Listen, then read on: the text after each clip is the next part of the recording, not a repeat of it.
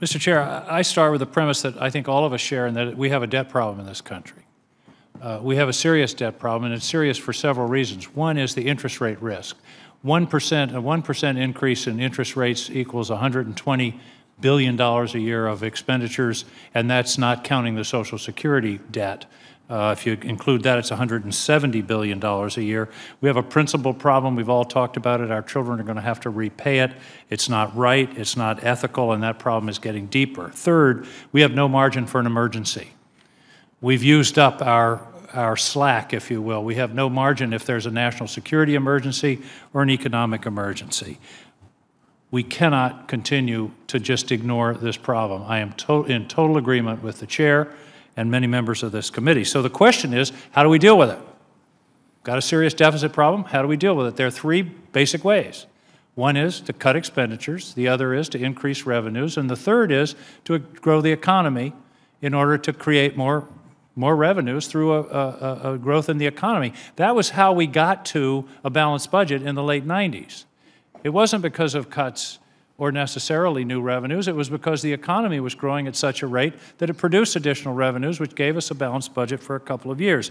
The problem I have with the two budgets that have been passed in the House and the Senate is they focus on only one aspect of the problem. That is, they only focus on cuts.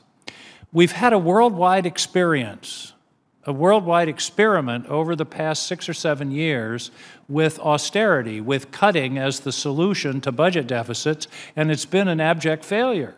We have the empirical evidence. I like Senator Johnson's search for evidence. You can look anywhere in the world, and the people that have tried to cut their way out of this problem, their economy has gotten worse, and often the deficit itself gets worse. So I think cuts are part of the answer, but I don't think they're all the answer. A friend of mine in Maine often says there's rarely a silver bullet, there's often silver buckshot. There are multiple solutions, not just one solution.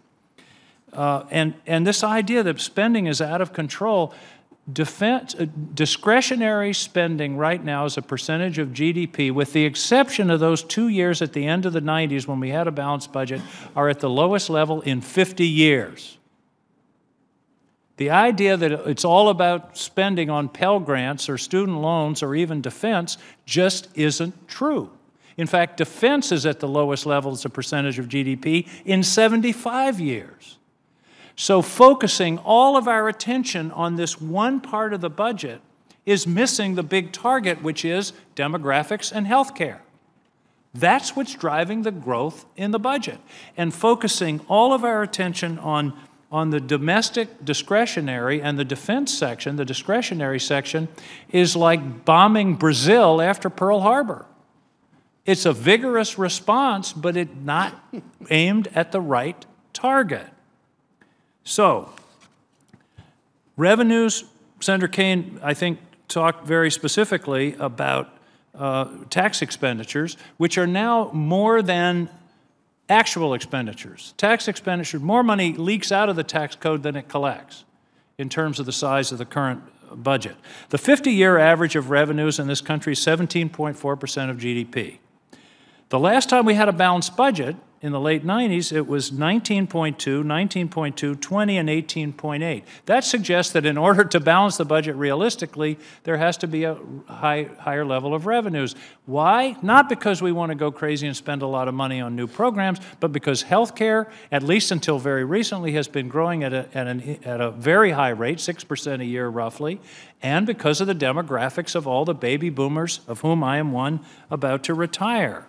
Given the demographic changes, we have to have more revenues, or the entire function of the federal government will be squeezed out. All you got to do is take those graphs out 20 more years or so, and nothing's left of defense or Pell Grants or any other discretionary expenditures. The final and most important way to solve this problem is through economic growth.